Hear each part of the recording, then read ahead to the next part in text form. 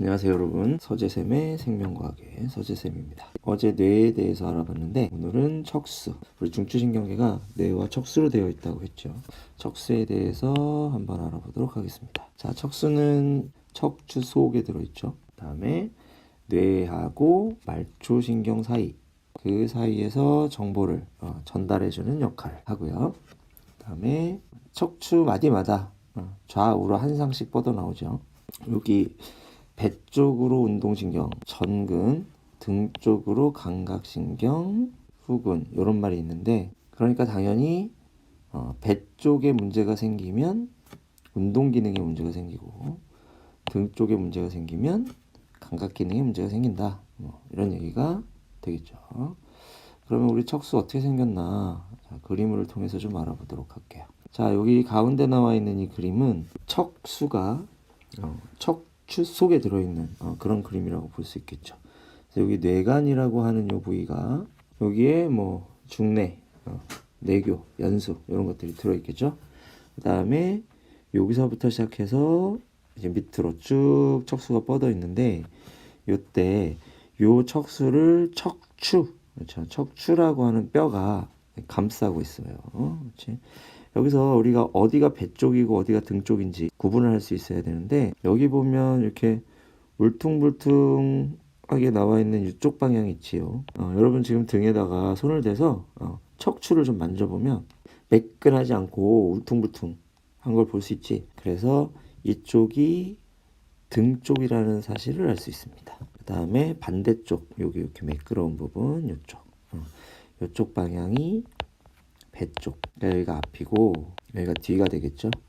일단 방향 구분을 해두고, 그 다음에 이 척추뼈 중에서 한 칸만 좀 확대를 해보면 이런 그림이 나옵니다. 여기 보면 이렇게 둥그렇게 참치캔처럼 생긴 이 부분 있죠. 이 부분이 앞쪽이 되겠죠. 배 쪽이 되겠고, 그 다음에 이 뒤에 여러분들이 감자탕이나 뼈해장국을 먹을 때 이렇게 손으로 잡는 날개처럼 생긴 부분, 이 부분이요. 자, 이 부분이 뒤쪽이 됩니다. 등 쪽이 되겠죠. 구분할 수 있어야 돼요. 그리고 이 척추골 바로 위에는 이렇게 스팸처럼 생긴 끈끈한 액체가 들어있는 주머니가 이렇게 있는데, 이게 바로 디스크입니다. 디스크는 척추와 척추가 부딪히지 않게 완충작용을 하는 거겠죠. 여기가 척추고, 척추는 척수를 보호하는 역할을 하겠죠. 그리고 중요한 척수는 이 안쪽에 들어있습니다. 파란색으로 한번 표시를 해볼게요. 요게 척수예요. 여기 이렇게 되어 있고 위아래로 이렇게 쭉 뻗어 있습니다. 이 밑으로 또 뻗어 있죠. 이렇게 뻗어 있는 것이 바로 척수가 되겠고, 이 척수에서 이 척추뼈의 옆부분에 구멍이 빵빵 두 개가 뚫려 있거든요. 자, 거기로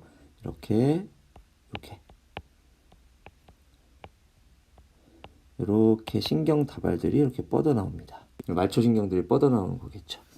그러니까 이게 등 쪽이니까 이게 뭐가 되고 후근이 되고, 이 앞쪽 얘네들이 전근이 될 것이다. 자, 여기서 척추를 지워버리고 척수만 좀 더 확대해서 보면 요런 그림이 되는데, 여기 시험에 잘 나오죠. 이때 앞뒤로 구분해야 됩니다. 이 척수를 둘러싸고 있는 이 막이 있는데, 이 앞쪽은 이 막이 안쪽으로 이렇게 파여 있어요. 주름져 있어요. 이렇게. 근데 뒤쪽은 그렇지 않죠? 이렇게 돼 있단 말이야. 그래서 이걸 보고 앞과 뒤를 구분하면 되고요. 그리고 이 가운데에 회색으로 이렇게 진한 부분이 있어. 이렇게 진하게 처리된 부분이 있죠? 이 부분은 척수의 속이니까 속질이라고 부르는데, 이때 대뇌랑 반대야. 대뇌는 겉질이 회색질이었는데 척수는 속질이 회색질이에요. 회색질인 이유는 여기에 뭐가 많기 때문에 그랬죠? 신경세포체가 밀집되어 있기 때문이다, 이렇게 얘기를 했었죠. 그리고 겉부분이 밝은색입니다. 여기가 겉질이고 백색질이 되겠죠.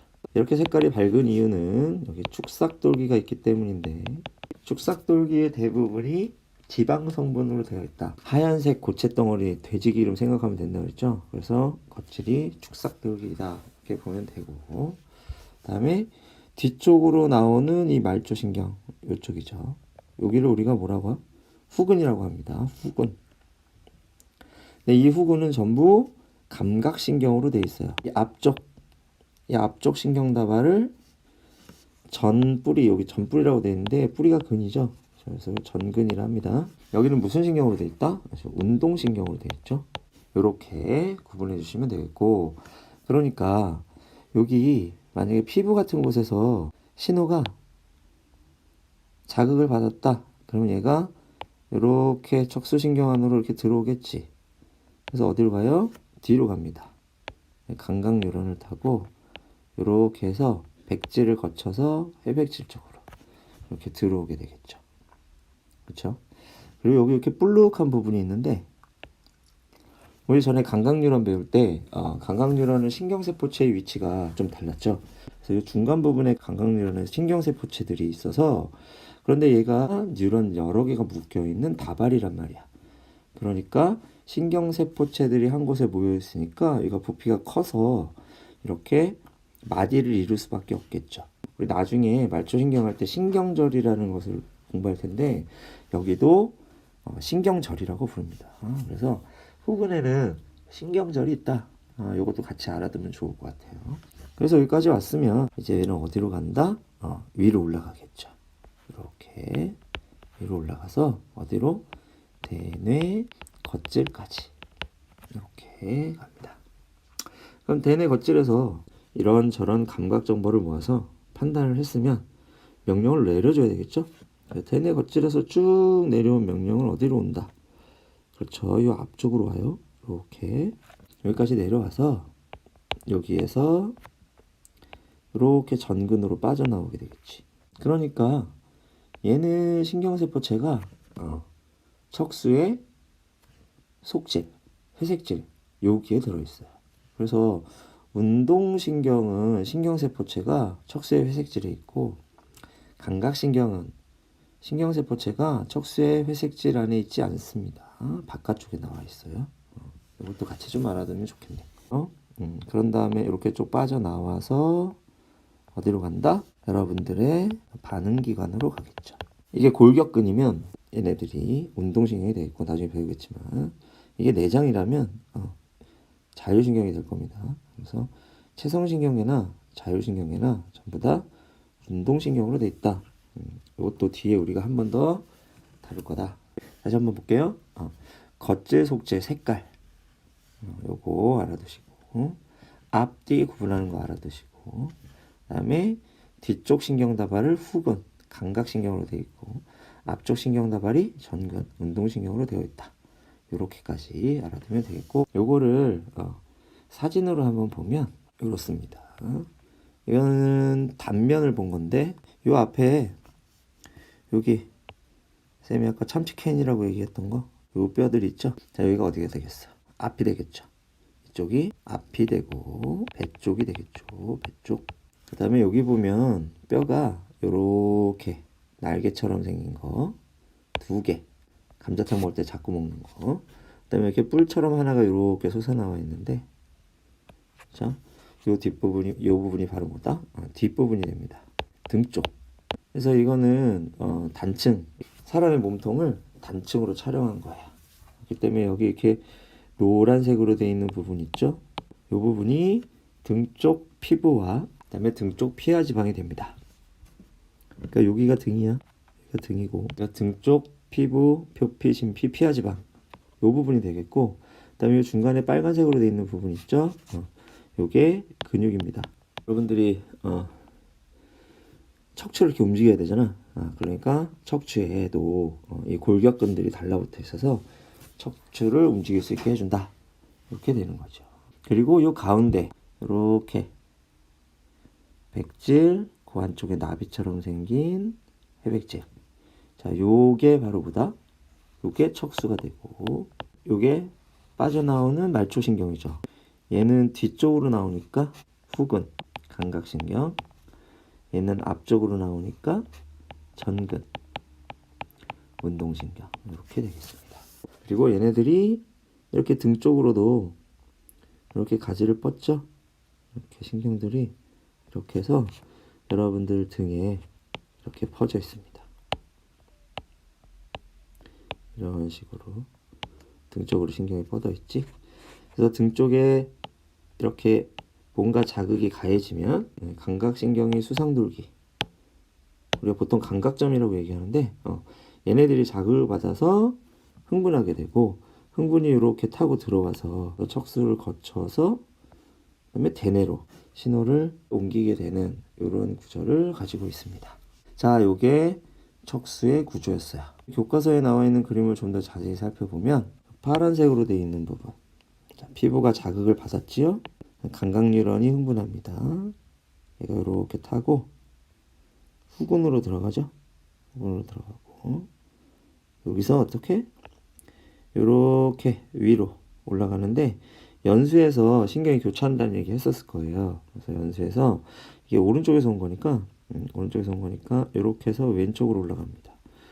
그래서 좌뇌의 대뇌 피지까지 이렇게 가게 되고, 여기 보라색으로 되어 있는 이 뉴런이 연합뉴런이겠지. 연합뉴런. 이 연합뉴런을 타고 얘네들이 정보가 왔다 갔다 하면서 판단을 하게 되고, 여기서 내린 명령은 이제 이 빨간색 뉴런, 원심성 뉴런이겠죠. 그치? 원심성 뉴런을 타고 밑으로 내려와서 연수에서 교차. 그래서 이제 어디로 가? 운동 뉴런이니까 여기 전근이죠. 전근 쪽으로 이렇게 빠져나와서 근육을 자극하게 되고, 이렇게 그러면 근육이 수축을 하게 되겠죠. 이게 경로입니다.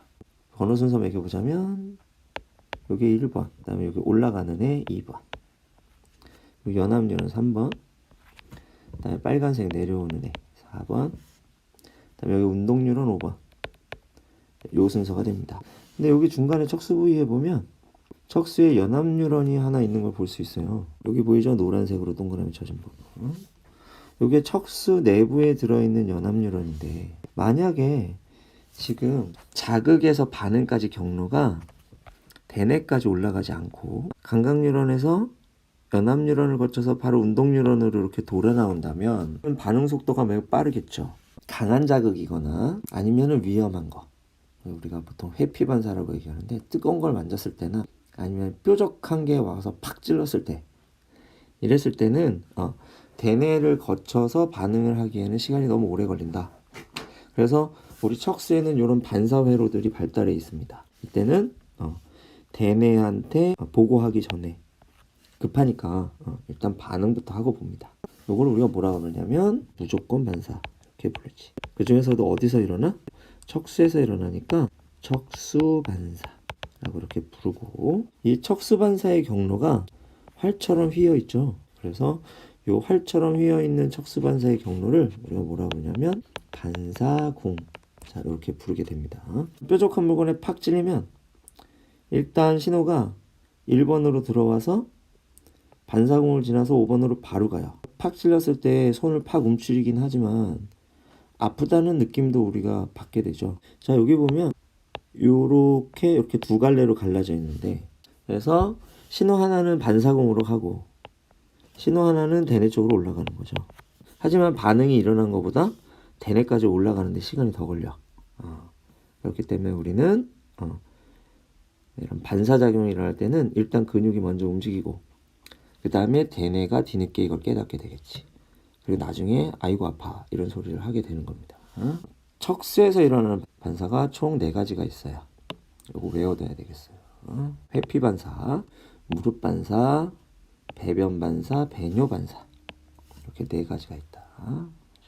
회피 반사는 오른쪽에 설명이 나와 있는데, 팔다리에 강한 자극이 주어질 때 팔다리가 몸통 쪽으로 오므라듭니다.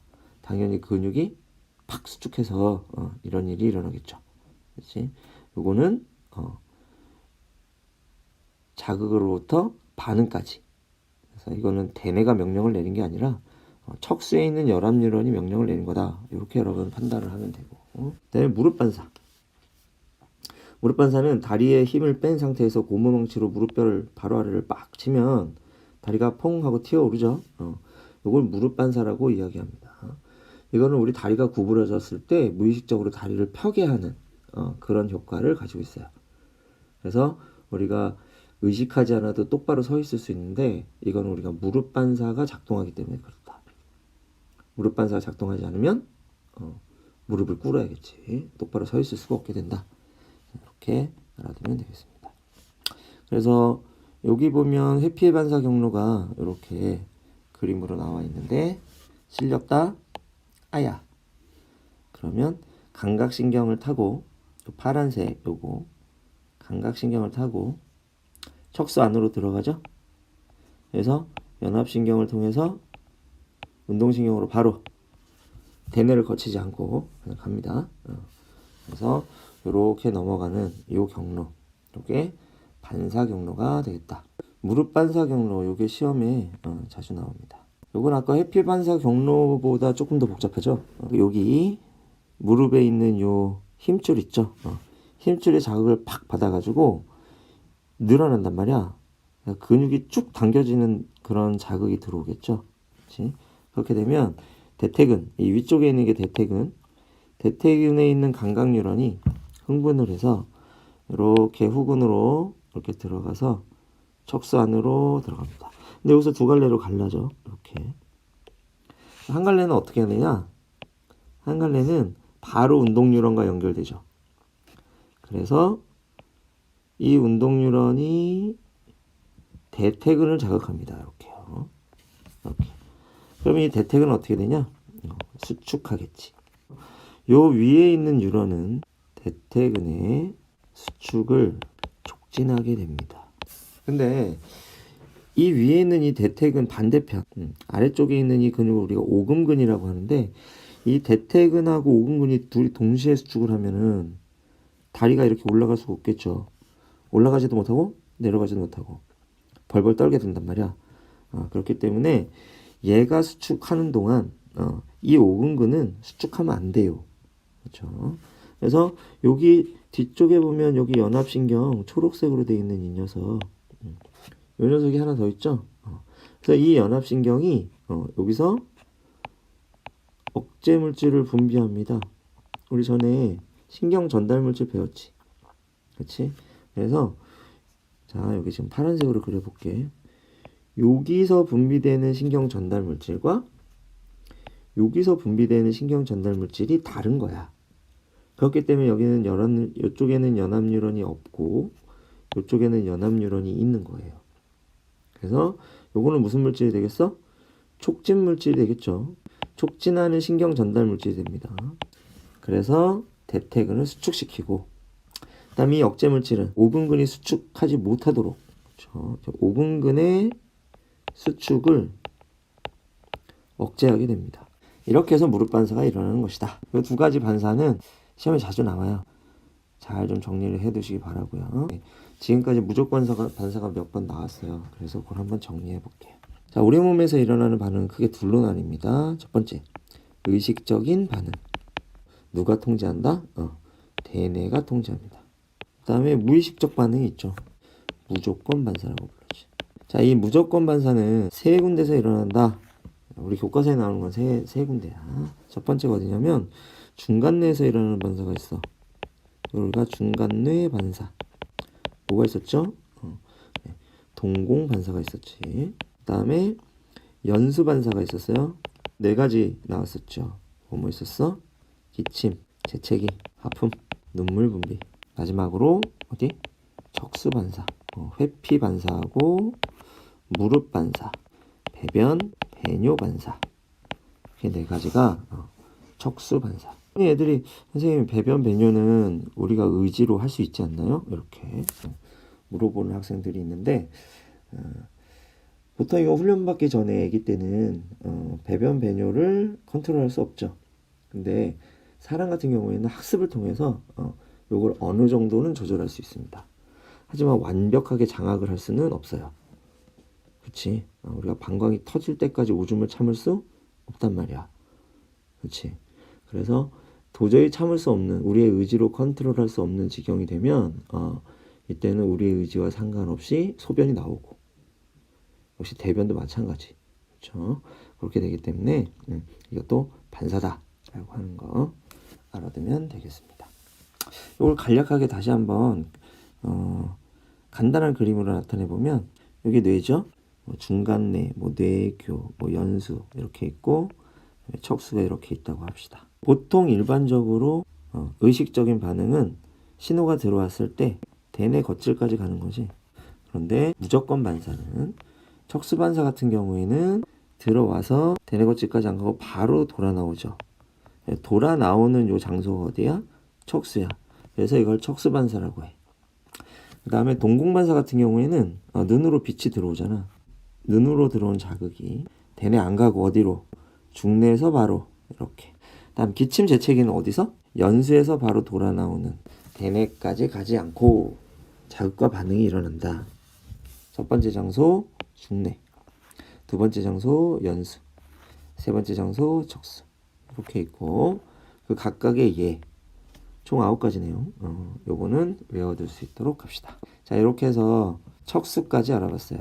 자, 이제 중추신경계가 끝났고 이제 다음 강의에서는 말초신경계. 말초신경계가 좀 시험 문제가 많이 나오는 부분인데 그 부분을 한번 공부해 보도록 하겠습니다. 자, 여기까지 서재쌤의 생명과학이었습니다. 다음에 또 봐요.